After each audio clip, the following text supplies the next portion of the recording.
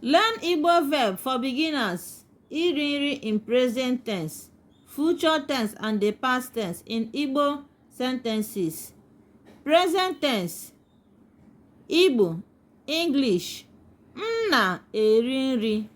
M na-eri nri. It means I am eating food. Remember, we use green marker to indicate the pronouns. M means I as a first person pronoun. Let's see it in future tense. Igbo, English. M ga-eri nri. M ga-eri nri. Meaning, I will eat food.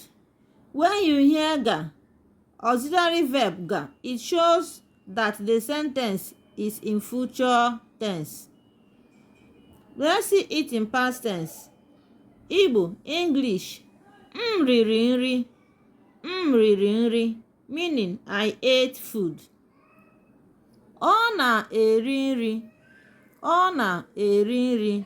Meaning, he or she is eating food. Remember, all represents both he and she. As you know. Future tense says, ọ ga-eri nri. Ọ ga-eri nri. He or she will eat food.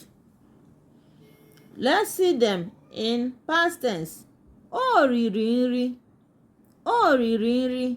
Meaning, he or she ate food. Remember, you have o and the o in Igbo as a pronoun, nnọchiaha. You can see that here we use o, and in past tense we use o, because you cannot use o. You cannot say o riri nri.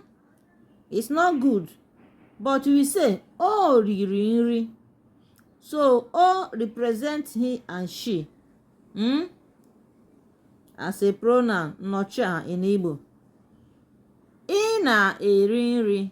Ị na-eri nri. Meaning, you are eating food. In present tense.